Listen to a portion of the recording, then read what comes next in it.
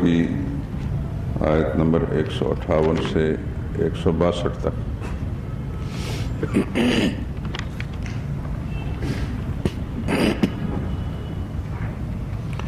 اعوذ باللہ من الشیطان الرجیم، بسم اللہ الرحمن الرحیم۔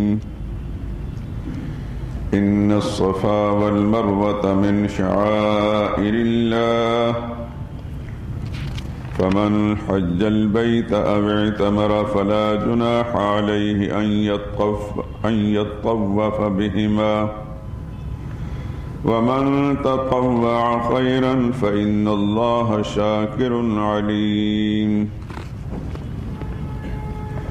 إن الذين يكتمون ما أنزلنا من البينات والهدى من بعد ما بيناه للناس في الكتاب أولئك يلعنهم الله ويلعنهم اللاعنون، إلا الذين تابوا وأصلحوا وبينوا فأولئك أتوب عليهم وأنا التواب الرحيم۔ إن الذين كفروا وماتوا وهم كفار أولئك عليهم لعنة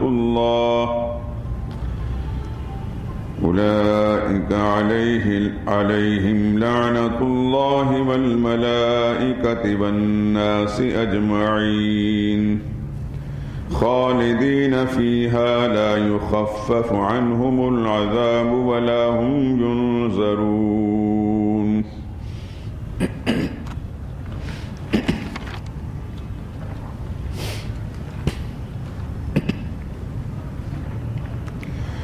ان الصفا والمروة، یقیناً صفا اور مروہ من شعائر اللہ، اللہ کی نشانیوں میں سے ہیں۔ فمن حج البیت، اور جو شخص حج کرے بیت اللہ کا،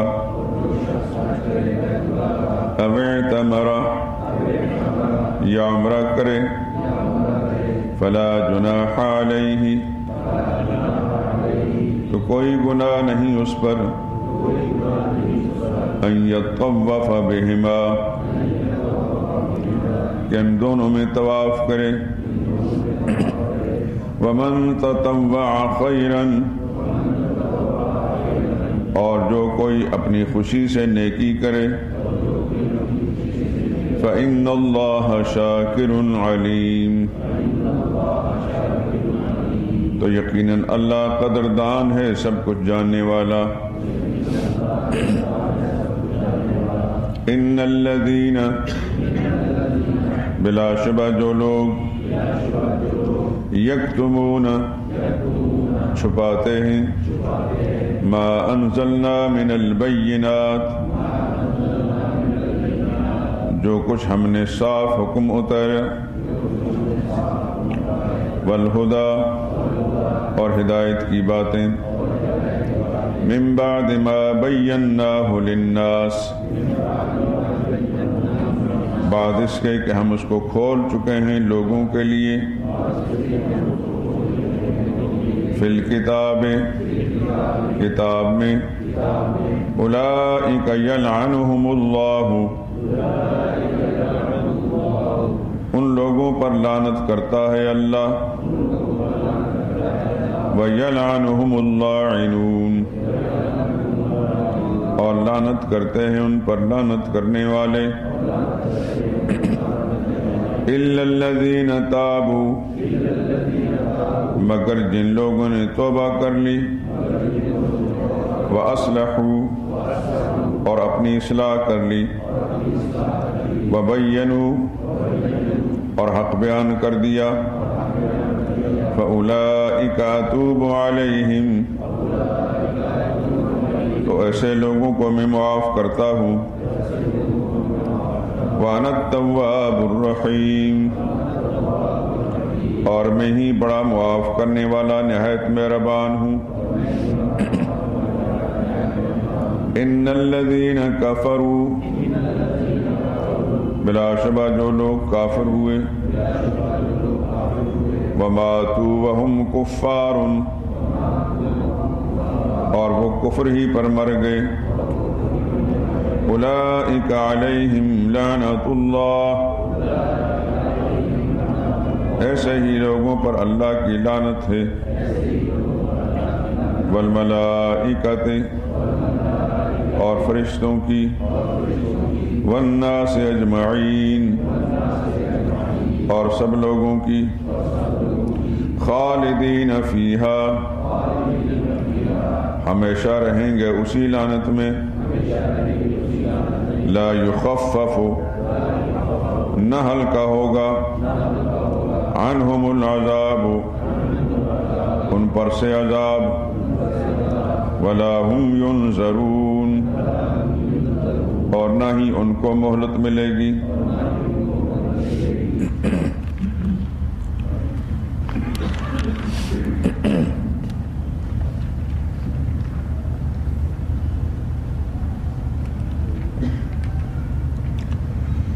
ان آیات کریمہ میں جو پہلی آیت ہے یہ مضمون رسالت پر وارد ہونے والے شبہات میں سے دوسرے شبہ کا جواب ہے،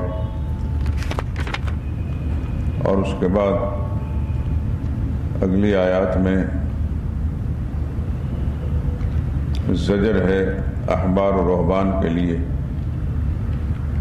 یعنی ان پیشواؤں پر، مذہبی رہنماؤں پر جن کی ذمہ داری ہے حق بات کھول کر بیان کرنا، اصل حقیقت لوگوں تک پہنچانا، اس کو کسی مصلحت، کسی مفاد کی خاطر چھپاتے ہیں اور حق بات نہیں پہنچاتے، تو ان کا انجام بیان کیا گیا کہ ان پر اللہ کی لعنت ہے۔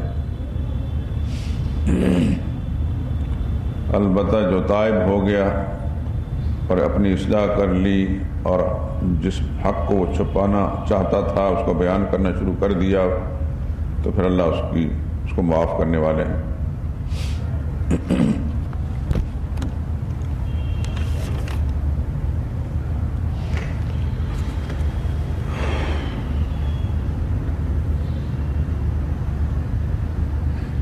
صفا اور مروہ یہ حرم شریف، حرم کعبہ کے بالکل قریب ہی دو پہاڑیوں کے نام ہیں، ایک کا نام صفا ہے اور دوسری کا مروہ۔ کسی زمانے میں یہ پہاڑیوں کی شکلوں میں صاف نظر آتی تھی، اب ایک عرصے سے ان پہاڑیوں پر ایک عمارت بن چکی ہے، انہیں اس عمارت کے اندر ہی صفا مروہ کے مابین سعی کرنے والے سعی کرتے ہیں، اور صفا مروہ کے مابین جو طواف ہے یعنی سعی ہے، یہ حج کے اندر بھی اور عمرہ میں دونوں صورتوں کے اندر واجب ہے۔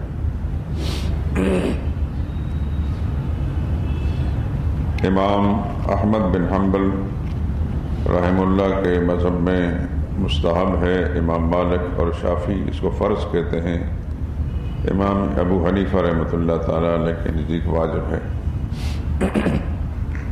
اس کی تفصیلات فقہی کتابوں میں ہیں، اس میں جانے کی ضرورت نہیں۔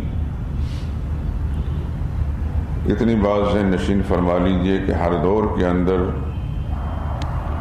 سیدنا ابراہیم خلیل اللہ سے لے کر اس کے بعد میں آنے والے تمام جو شریعتیں رہی ہیں، بشمول آخری شریعت حضرت محمد مصطفیٰ صلی اللہ علیہ وسلم کے، سب کے اندر صفا اور مروہ کے مابین سعی کی جاتی رہی۔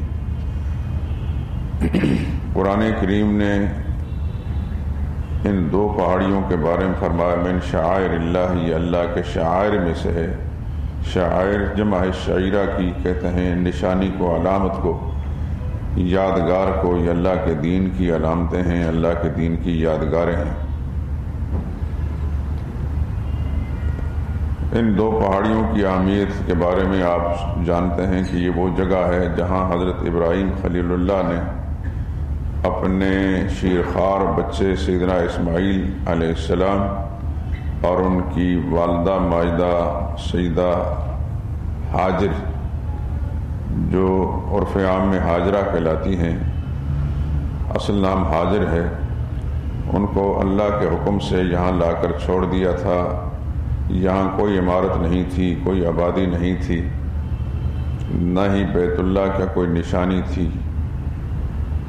وحی کے ذریعے سے پھر بتایا گیا تو ابراہیم خلیل اللہ نے خانہ کعبہ کی تعمیروں کو اٹھایا تھا۔ اس سے پہلے حوادثات زمانہ کا شکار ہو کر اس کے آثار منہدم ہو گئے تھے یا مٹ گئے تھے، لیکن علم الہی میں سب کچھ تھا۔ اللہ تعالیٰ نے ابراہیم خلیل اللہ سے جو امتحانات لیے تھے، انہی میں سے ایک امتحان یہ بھی تھا کہ ان کی محبوب بیوی اور اکلوتا فرزند جو اللہ سے مانگ مانگ کر لیا تھا، ان دونوں ماں بیٹوں کو یہاں لا کر اس لق و دق صحرا کے اندر چھوڑنے کا حکم ملا، اور چھوڑ کر بات کرنے کی اجازت نہیں، واپس چلے جاؤ۔ ابراہیم خلیل اللہ اس وقت ملک شام میں تھے، شام سے لا کر یہاں چھوڑ دیا، ایک اکیلی خاتون اور اس کا شیرخوار بچہ، نہ کوئی مکان ہے، نہ کوئی کمرہ ہے، نہ کوئی چھت ہے، نہ کوئی درخت ہے، نہ کوئی سبزہ ہے، نہ کھانے کے لیے، نہ کچھ پینے کے لیے، نہ کوئی آبادی ہے۔ اللہ کے امتحانات بڑے عجیب ہوتے ہیں۔ تو جو کچھ کھانے پینے کے لیے تھوڑا سا سامان تھا، وہ جب ختم ہو گیا تو حضرت اسماعیل پیاس سے جب رونے لگے تو ان کی والدہ ماجدہ سیدہ ہاجر کو بیٹے کی اس پیاس پر تشویش ہوئی۔ پانی کی طلب میں کبھی ادھر بھاگتیں، کبھی ادھر بھاگتیں، کبھی صفا پر، کبھی مروہ پر، پھر واپس اپنے بچے کو دیکھتیں۔ وہ کیا منظر تھا، اس کو ہم اس کی منظر کشی کر نہیں سکتے، ہمارے سامنے کچھ نہیں ہے، لیکن قرائن سے یہ اندازہ ہوتا ہے کہ کس قدر تکلیف ہوئی ہوگی۔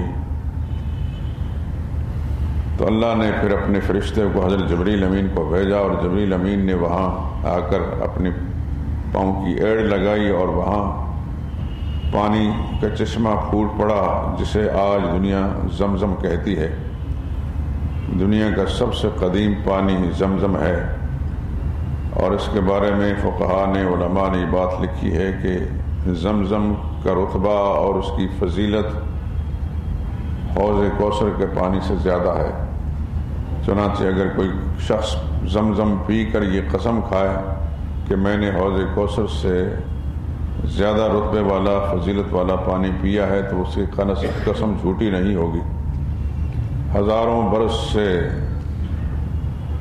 دنیا کے مسلمان اس زمزم کو پیتے ہیں اور بطور تبرک اپنے گھروں میں لے جاتے ہیں۔ وہ کم ہونے کی بجائے بڑھتا ہی چلا جاتا ہے۔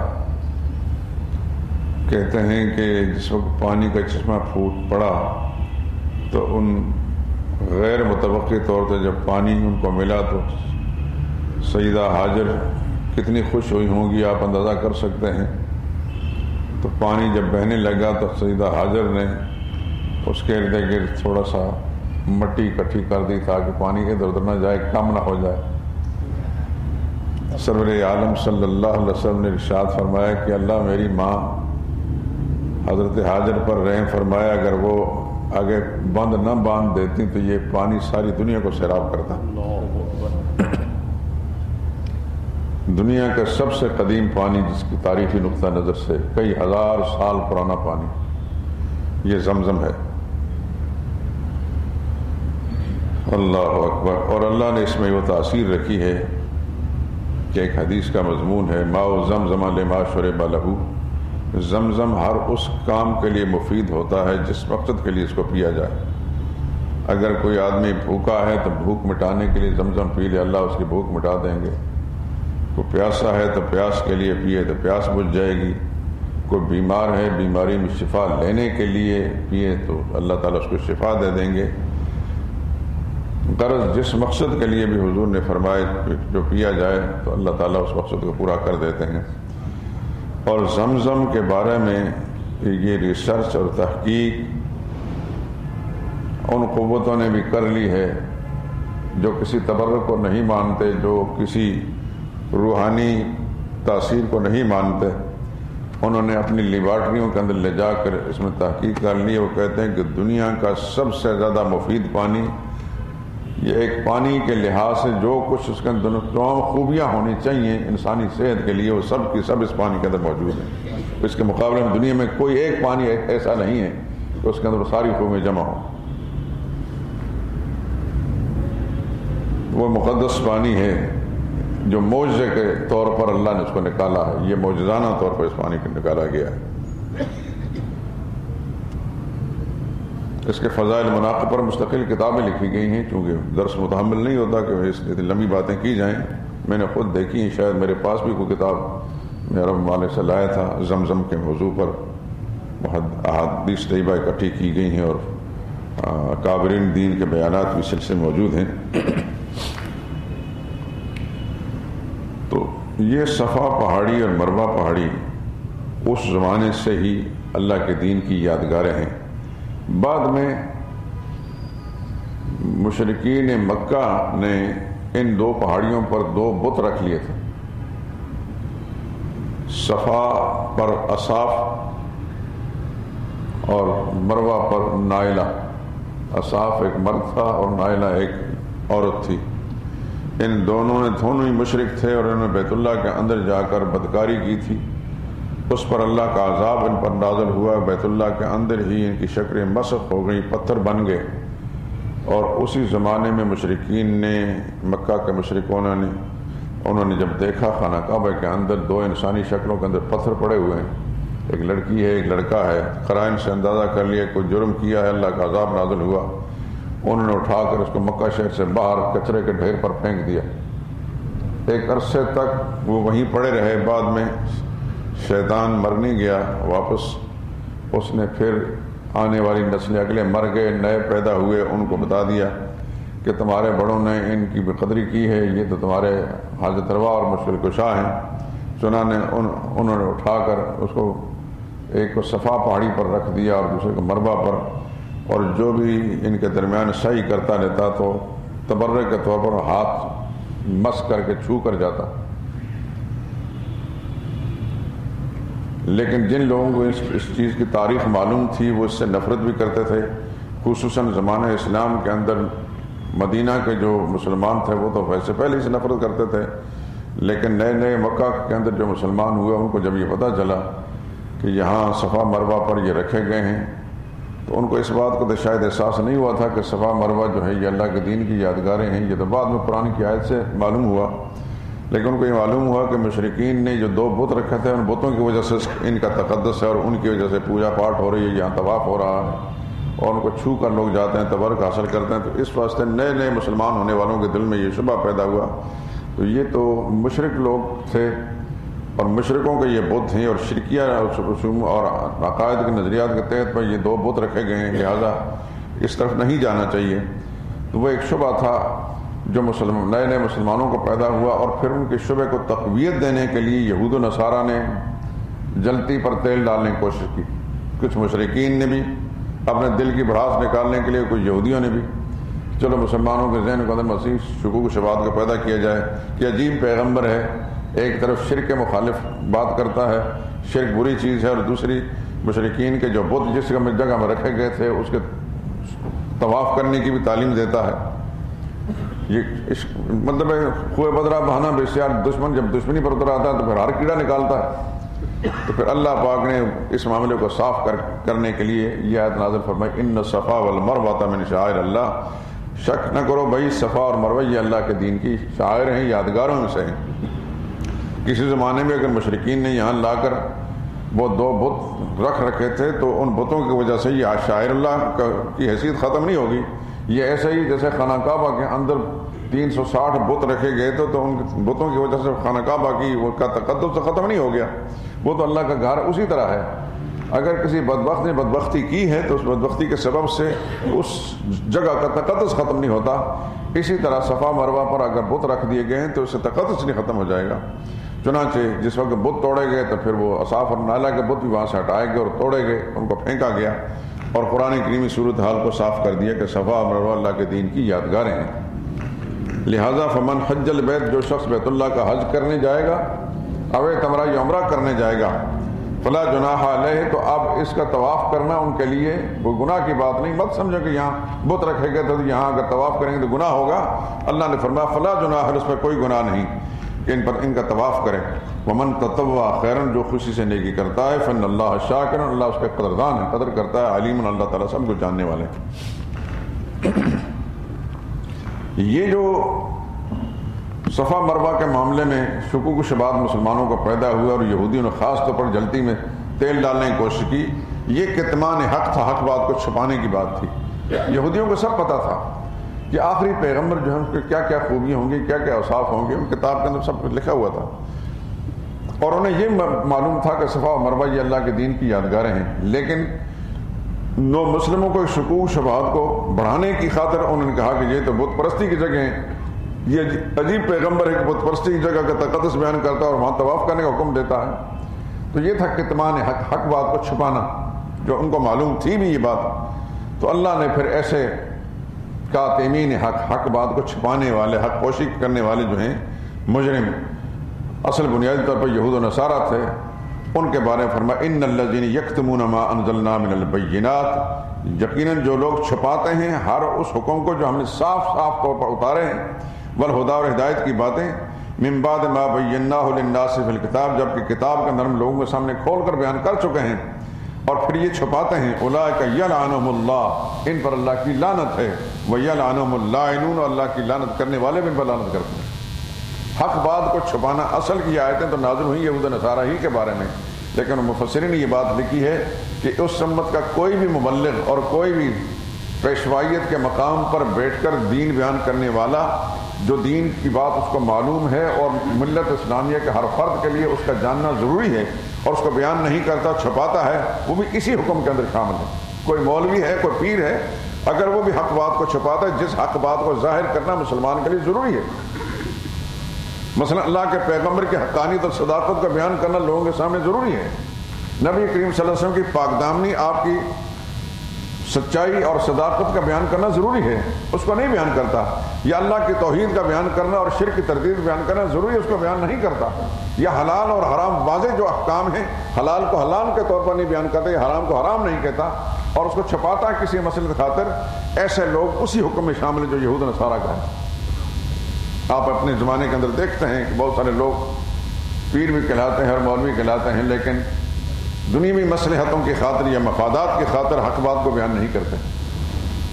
خصوصاً توحید اور شرک کے مسئلے میں بہت ڈنڈی مارتے ہیں, بڑی خیانت کرتے ہیں, بہت بددیانتی کا مظاہرہ کرتے ہیں, اور زیادہ تر ان کے مفادات ہوتے ہیں کہ جن کے ساتھ ہمارے مفادات وابستہ ہیں وہ شرک کی دلدل میں پھنسے ہوئے ہیں. اگر ہم نے ان کے سامنے توحید کا مسئلہ بیان کیا تو وہ ہماری مراحت مفادات ختم ہو جائیں گے.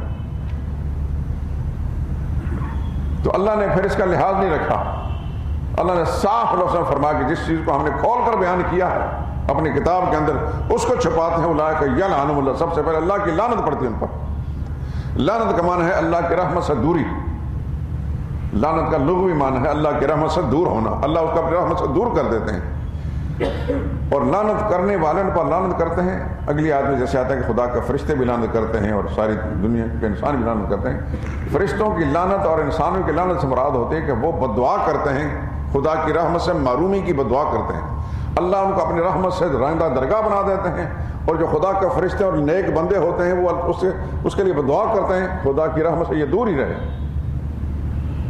اس لیے کہ حق بات کو چھپانے کی نحوست جب پڑتی ہے تو اس سے قحط اور وبائیں اور وبال آتے ہیں, اور اس سے پھر حیوانات تک متاثر ہوتے ہیں. انسان بھی متاثر ہوتے ہیں, حیوان متاثر ہوتے ہیں, حتیٰ کہ جمادات تک متاثر ہوتے ہیں. جب اللہ کی نافرمانی ہوتی ہے زمین پر اور حق بات کو نہیں کھول کر بیان کیا جاتا تو اس کی نحوست پڑتی ہے پوری خطہ زمین پر. اس نحوست کے شکار صرف انسان ہی نہیں ہوتے, حیوانات تک متاثر ہوتے ہیں. پھر وہ اپنی زبان میں جو اللہ نے ان کو زبان دی ہے اس میں ایسے لوگوں پر لعنت کرتے ہیں، یعنی ان کے لیے بدعائیں کرتے ہیں کہ خدا ان پر اپنا عذاب نازل کرے، اللہ کی رحمت سے یہ دور رہیں کہ جن کی بدعمالی کے سبب سے ہم پر یہ مصیبت آئی ہے۔ تو یاد رکھیں دین کی بات کو چھپانا بہت بڑا جرم ہے۔ اس میں تھوڑا سا میں وضاحت کر دوں، دین کے وہ مسائل جن کا بیان کرنا واضح طور پر، جن کو قرآن نے بیان کیا ہے، احادیث طیبہ میں بیان کیا گیا ہے اور ان کا بیان کرنا بھی ضروری قرار دیا ہے، جیسے انبیاء اکرام علیہ السلام کرتے رہے کہ حق کو حق کی شکل میں اور باطل کو باطل کی شکل میں سامنے لائے اور امت کو اس بات کی تعلیم دی۔ اس طرح حلال واضح طور پر جو حلال ہے اس کو حلال کے طور پر بیان کیا، جو واضح حرام ہے اس کو حرام ہونا بیان کیا۔ اس کو اگر کوئی کھول کر بیان نہیں کرتا، حرام کو حرام نہیں کہتا اور حلال کو حلال نہیں کہتا، وہ انبیاء کی تعلیمات کا بھی خون کر رہا ہے، ان کی بھی حکم عدولی ان کے ساتھ غداری کر رہا ہے اور اللہ کے قرآن کی غداری کر رہا ہے۔ اسی طریقے سے انبیاء اکرام کی صداقت اور پاک دامنی، ان کی سچائی کو نہیں بیان کرتا، جبکہ قرآن کریم نے اس کو بیان کیا ہے۔ خود انبیاء اکرام علیہ السلام بھی اس کا تذکرہ کرتے رہے۔ یہ اللہ کی توحید کا مسئلہ اور اس کے مقابلے میں اس کی ضد شرک کی تردید کا مسئلہ بیان نہیں کرتا۔ اس کا مطلب ہے کہ وہ اللہ کا بھی باغی ہے، اللہ کے نبیوں کا بھی باغی ہے، سرکش ہے۔ تو ایسا انسان چاہے وہ یہودیوں میں سے ہو، نصارہ میں سے ہو، اور چاہے مسلمان کے لانے والے مذہبی پیشواؤں میں سے ہو، ایسا انسان خدا کی لعنت و پھٹکار کا مورد مستحق بنتا ہے۔ لیکن کچھ مسائل ایسے ہوتے ہیں کہ جن کا بیان کرنا اتنا اہم نہیں ہے یا ان پر عمل کرنا اتنا اہم نہیں ہے کہ اگر کسی نے بیان نہ کیا ہو تو اس پر خدا کی لعنت و پھٹکار پڑے گی، یا یہ کہ اس پر اس نے عمل نہیں کیا تو اس پر خدا کی لعنت پڑے گی، ایسی بات نہیں۔ مثلا کچھ مسائل مستحبات کے کہ یہ کام کریں تو فضیلت کی بات ہے، مثال نفلی عبادت ہے، آپ کریں گے تو آپ کو اجر ملے گا، نہیں کریں گے تو پکڑ نہیں آئے گی۔ مستحب درجے کی جو چیزیں ہیں اس کو اگر کوئی شخص کھول کر بیان نہیں کرتا اس پر خدا کی طرف سے مواخذہ نہیں ہوگا، کیونکہ اس کا بیان کرنا اتنا اہم نہیں ہے کہ لیکن جس کا بیان کرنا ضروری ہے اور بیان نہ کرنے پر خدا کی طرف سے پکڑ آئے گی اس کو ہر حال میں بیان کرنا ہے۔ اس میں دنیا مفاد ٹوٹتا ہے تو ٹوٹتا رہے، لوگ ناراض ہوتے ہیں تو ہوتے رہیں، لوگ علاقے سے نکال دیتے ہیں نکالتے رہیں، آخر انبیاء کو جو نکالا گیا اسی بات پہ تو نکالا گیا، کیونکہ ان کو اللہ نے ایک ڈیوٹی لگا دی کہ یہ بیان کرنا ضروری ہے۔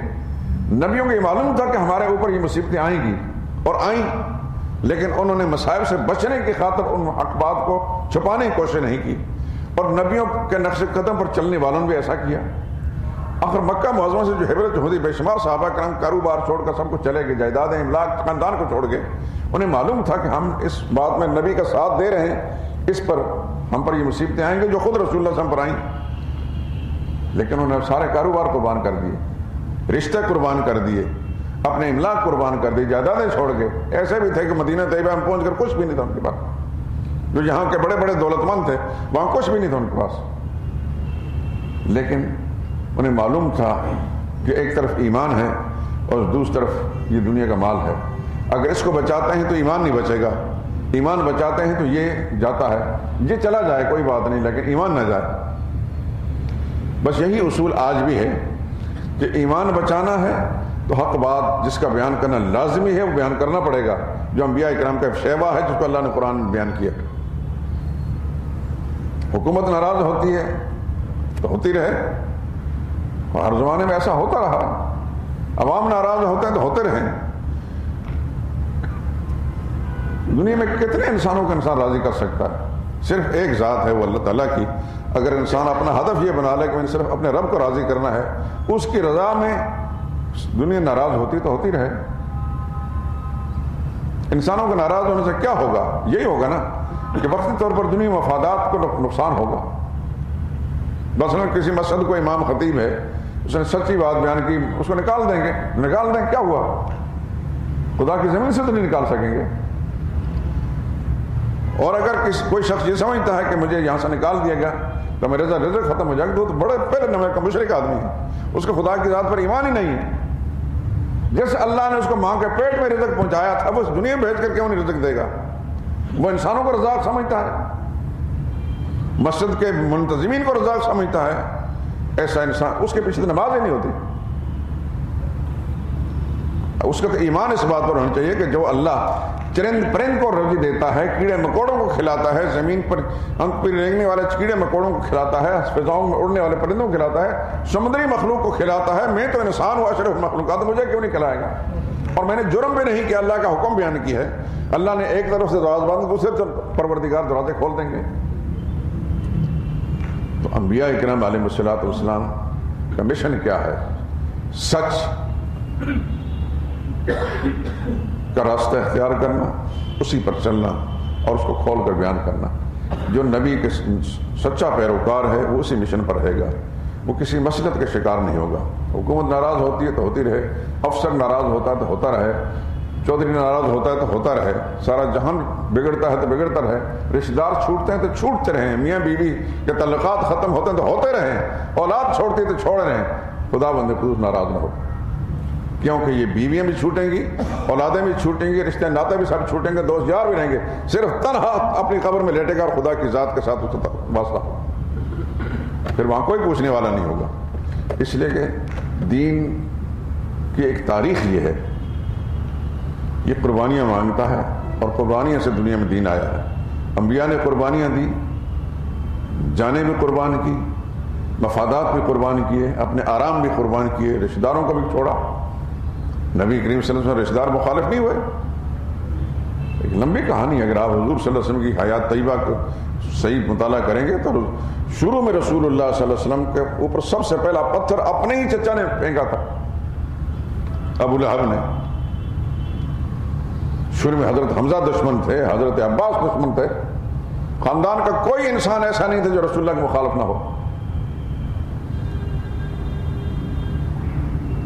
صرف ایک حضرت علی رضی اللہ عنہ بولے کہ وہ چونکہ بچے تھے، 10 سال کے عمر سے چھوٹے تھے، حضور کے گھر میں پلتے تھے، تو ایک بچہ جو ہے کسی بڑے کیا مخالفت ہوتی ہے؟ باقی خاندان کا کوئی آدمی بالغ ایسا نہیں تھا جس نے رسول اللہ سے مخالفت نہ کی ہو، سارے قریشی مخالف رہے، بلکہ حضور صلی اللہ علیہ وسلم ایک چچزاد بھائی تھا جس کا نام مغیرہ تھا، جو ابو سفیان کے نام سے مشہور رہا، پورے 20 سال تک، مسلسل 20 سال تک رسول اللہ صلی اللہ علیہ وسلم سخت دشمن رہا نبوت کے زمانے میں، اور شاعر بھی تھا، بڑا فصیح اللسان تھا، اور مشرکین مکہ کی اس ٹولی کا وہ ممبر تھا، بلکہ ان کا سرغنہ تھا، جو حضور صلی اللہ علیہ وسلم کو اذیت پہنچانے میں، زبانی طور پر حضور کے خلاف اشعار کہہ کر لوگوں کو بھڑکانے میں، لوگوں کے جذبات بھڑکانے کے اندر پیش رہتا تھا، وہ مغیرہ ابو سفیان تھا۔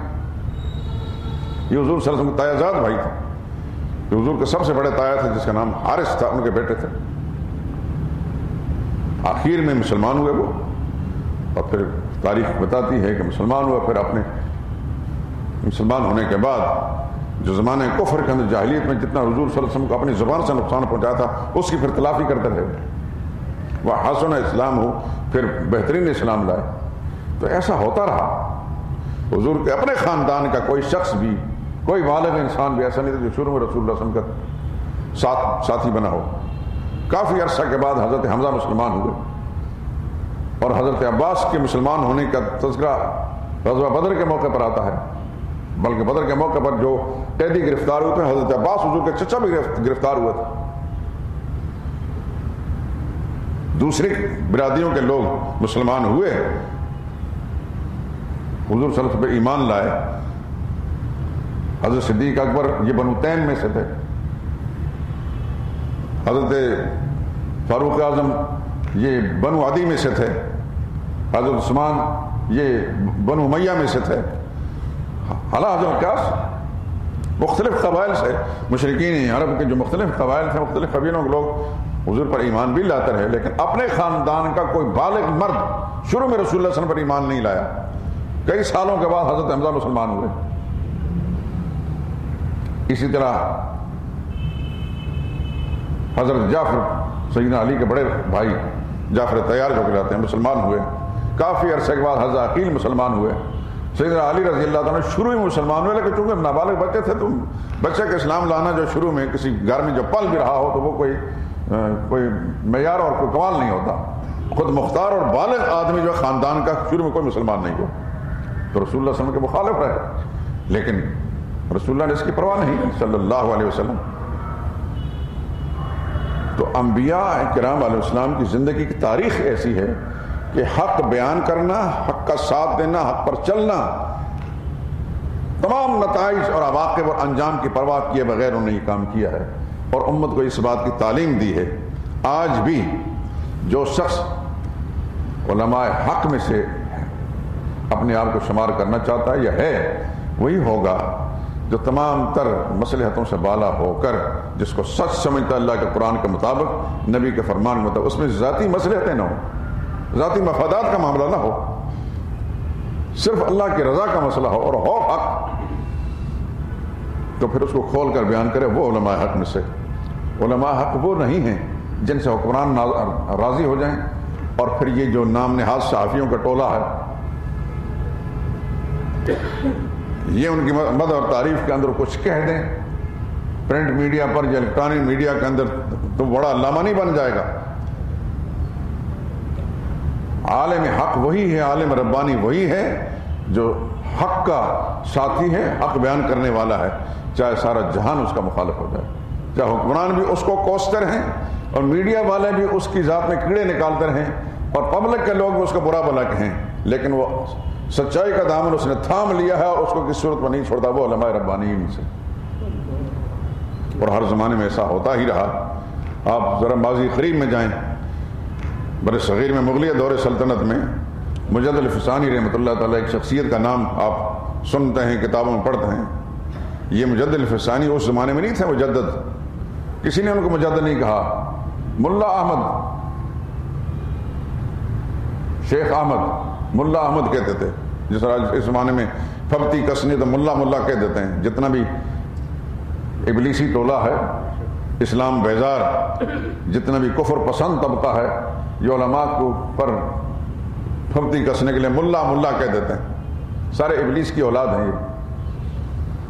تو اس زمانے کے اندر بھی مغلیہ دور سلطنت کے اندر شیخ احمد سرہندی یعنی ملا احمد کہلاتے تھے، لیکن کیا ہے کہ مغلیہ سلطنت جہاں حکمران کی کسی بات کی حکم عدولی کرنے سمجھے کہ اپنے آپ کو موت کے حوالے کرنے کی مترادف تھا، لیکن مجدد الفسانی نے جب دیکھا کہ حکومت اللہ کی بغاوت پر کمر بستہ ہے، انسانوں سے اپنے سامنے سجدہ کرا رہے ہیں، شیخ احمد سرہندی رحمۃ اللہ تعالیٰ علیہ وہ بول پڑے، انہوں نے نہیں پرواہ کی اس بات کی کہ میرا کوئی ساتھی بنتا ہے کہ نہیں بنتا، یہ میرا انجام کیا ہوگا۔ حضرت مجدد صاحب رحمۃ اللہ تعالیٰ نے حکومت کے خلاف انہیں آواز بلند کی، چنانچہ ان کو گرفتار کیا گیا اور گرفتار کر کے قلعہ گوالیار میں بند کر دیا گیا جہانگیر کے حکم سے۔ جہانگیر گمراہ تھا، لیکن اس کا باپ بہت بڑا گمراہ تھا جس کو اکبر کہا جاتا ہے، وہ اتنا بڑا گمراہ تھا کہ شاید ماضی میں اور کوئی تاریخ میں اتنا بڑا گمراہ آدمی نہ ملا، وہ اتنا بڑا خبیث آدمی تھا، کسی زمانے میں بڑا نیک آدمی تھا، لیکن یہودی، عیسائی، ہندو، مجوسی، پارسی، دوسرے لوگوں کو جو اور ارد گرد گھیرا ڈال کے بیٹھے تھے، انہوں نے اتنا تھا جاہل آدمی، بالکل ان پڑھ جاہل تھا، تو سب نے اتنا اثر انداز ہو کر اس کو وہ سبق پڑھایا کہ جس کی وجہ سے وہ اکبر نہیں تھا، اس زمانے کے علماء اس کو اکفر کہتے تھے، یہ کافر نہیں بلکہ بہت بڑا کافر ہے۔ سورج کو سجدہ کرتا تھا، سورج کے نام کے 1000 نام سکھائے تھے کسی آتش پرست نے، صبح کو سورج کی طرف منہ کر کے اس کے وظیفہ پڑھتا تھا، جیسے ایک مسلمان تصویر پر لا الہ الا اللہ پڑھتا ہے، سبحان اللہ الحمدللہ پڑھتا ہے، وہ سورج کا نام پڑھتا تھا لیکن کہلاتا تھا مسلمان۔ اور آپ اس کی ساری تاریخ پڑھیں تو انسان رونگٹے کھڑے ہو جاتے ہیں، خدا کی قسم۔ اب بھی میرے ذہن کے اندر جو کچھ پڑھا ہے، کئی سال پہلے پڑھا تھا، تو میرے دل میں ایک نفرت کی فضا موجود ہے اس کے بارے میں کہ اس قدر اس نے اسلام کو مٹانے کی کوشش کی تھی۔ پھر اس کے جو منحوس اثرات تھے اس کے بیٹے پر بھی پڑے، جہانگیر پر، اور جہانگیر بھی اپنے باپ کی طرح ہی ہر آنے والے کو اپنے سامنے سجدہ کراتا تھا۔ مجدد صاحب رحمۃ اللہ تعالیٰ نے جب سے مخالفت میں آواز اٹھائی تو یہ حکومت تک بات پہنچ گئی کہ فلاں مولوی جو ہے مخالفت کر رہا ہے۔ مجدد صاحب کو بلایا گیا بادشاہ کے دربار میں، تو سب جتنے جی حضوری تھے وہ تو پہنچتے تھے، جاتے سجدہ کرتے تھے۔ مجاز صاحب کو پتہ تھا ان کو کہ یہ بڑا اڑیل قسم کا اکڑ مولوی ہے، اسے سجدہ نہیں کرنا، گردن کٹوا سکتا ہے یا سجدہ نہیں کرے گا، تو اس کو سیدھے راستے سے لانے کے بجائے چھوٹی سی کھڑکی سے داخل کیا گیا۔ کھڑکی سے انسان داخل ہوتے ہیں سر جھکائے کر جاتا ہے، تو کھڑکی سے جب داخل ہوں گے تو سمجھے کہ بادشاہ کہ چلو سر گردن جھکا کر آ گیا۔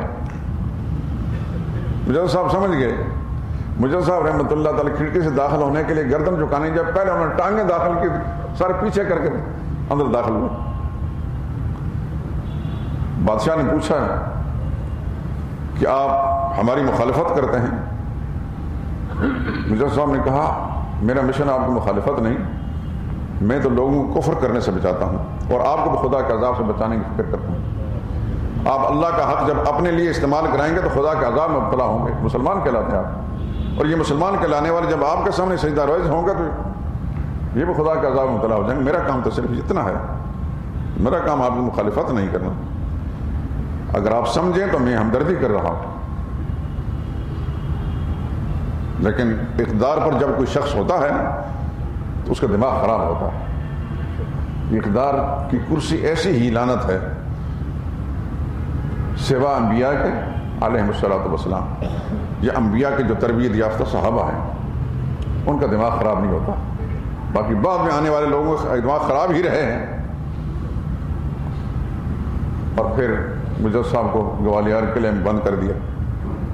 کچھ عرصے کے بعد پوچھا گیا، لوگ یہ سمجھتے ہیں کہ گرفتار کر کے جیل میں بند کر دینے سے نظریے بدل جائیں گے، نظریے نہیں بدلتے۔ اگر نظریہ والا تھا کوئی، ہاں وہ کسی نے کہا بڑھتا ہے ذوق جرم یہاں ہر سزا کے بعد، جتنی سزا دی جائے گی ذوق جرم اور بڑھتا ہے۔ مجاز صاحب وہاں گئے، انہوں نے اپنا کام کرنا تھا، باہر نکل کر وہ کام لوگ اصلاح کر رہے تھے، اندر بھی گئے، اندر جا کے قیدیوں پر محنت شروع کر دی، جتنے جیل چور ڈاکو قاتل زانی جتنے بھی تھے ان پر محنت کی، ان کو دین سکھایا۔ کچھ عرصے کے بعد سارے کے سارے صوفی بن گئے، خانقاہ بن گئی، ہر وقت لا الہ الا اللہ کی سزائیں ہیں۔ داروغہ جیل کو بادشاہ نے بلا کر پوچھا کہ اس مولوی کا دماغ ٹھیک ہوا ہے؟ اس نے کہا بادشاہ سلامت، اس نے کئی اور کے دماغ ٹھیک کر دیے۔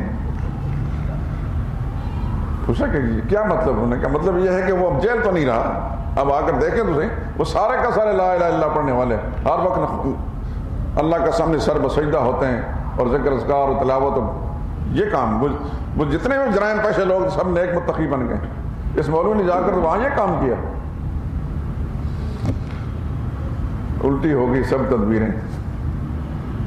اللہ کا کرنا ایسا ہوا کہ کچھ ہی دنوں کے بعد بادشاہ کے پیٹ میں درد ہوا۔ اللہ دیکھیں، اللہ جب پکڑتا ہے کسی کو نا، وہ تھندار کی طرح ڈنڈے نہیں مارتا، اللہ کے پکڑنے کا انداز عجیب عجیب ہوتے ہیں۔ پیٹ میں درد ہوا اور بادشاہ وقت ہے اور اتنی بڑی مملکت کا مالک ہے، اس زمانے میں حکیم طبیب بلائے گئے، لیکن وہ اللہ کی طرف سے پکڑ تھی، وہ ایک روایتی بیماری نہیں تھی، کوئی طبیب علاج نہ کر سکا۔ مایوس ہو کر بادشاہ بالکل ایک تنگ کوٹھڑی کے اندر، جہاں اس کی رونے کی آواز باہر نہ جا سکے اور میری کمزوری شو نہ ہو، جا کر رات کے اندھیرے کے اندر جب سب لوگ سو گئے تو رویا اور اللہ کو مخاطب کر کے دیکھا بڑے بڑے متکبر، پھر ان کی زبان پر اللہ کا نام آتا ہے، یا اللہ مجھ سے کیا قصور ہو گیا، کیا جرم ہو گیا؟ غیبی آواز آئی، تو نے میرے بندے کو پکڑا ہے، میں نے تجھے پکڑ لیا ہے۔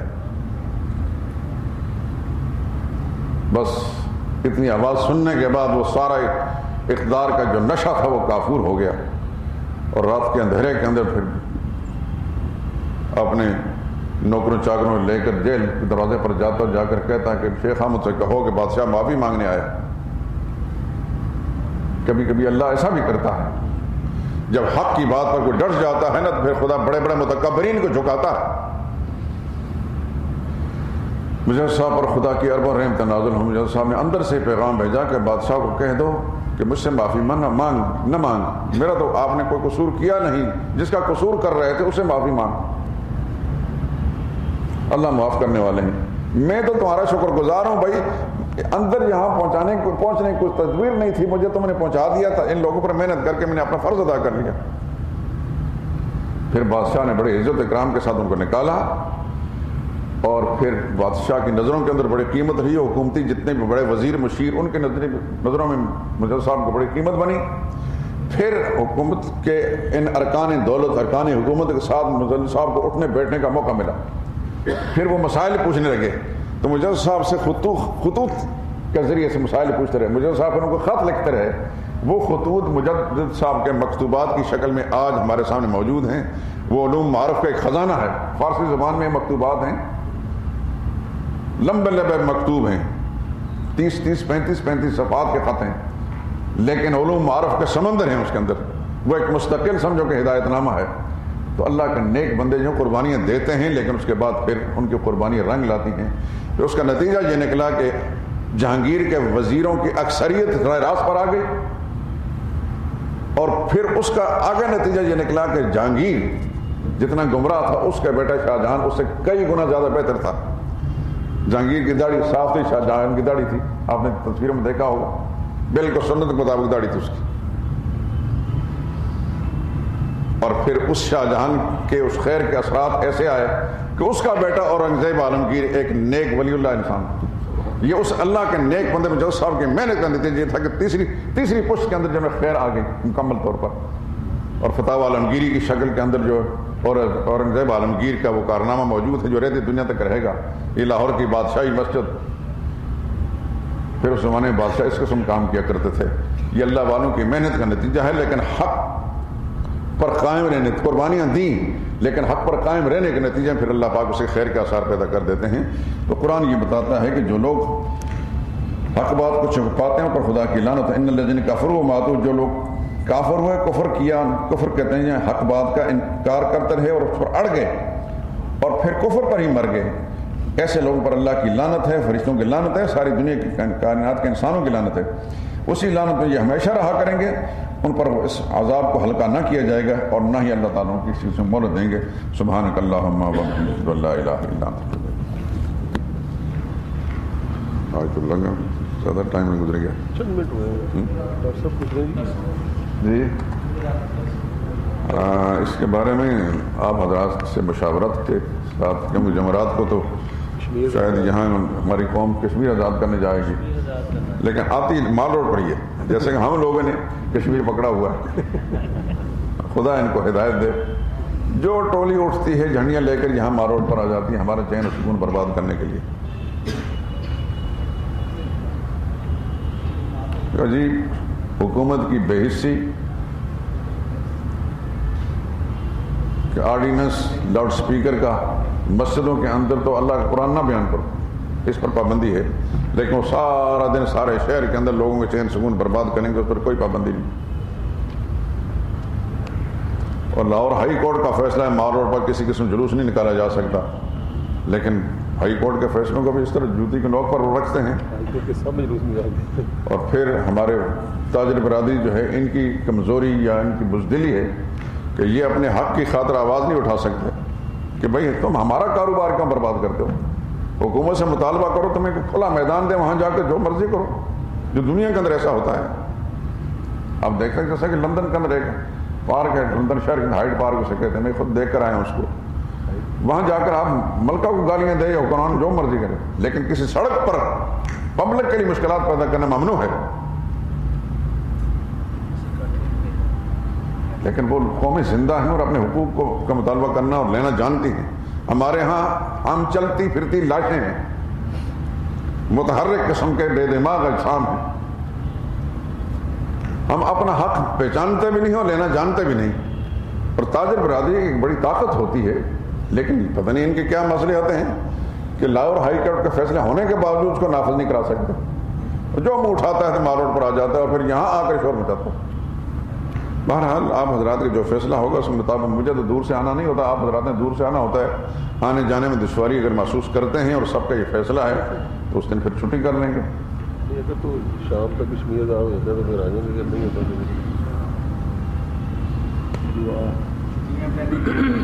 جی چھٹیوں سے پہلے نقصان بڑا ہوا ہے، چلو کل تک دیکھتے ہیں۔ کل تو انشاءاللہ درس ہوگا. وہ کاغذ ہے دعا. ہاں جی.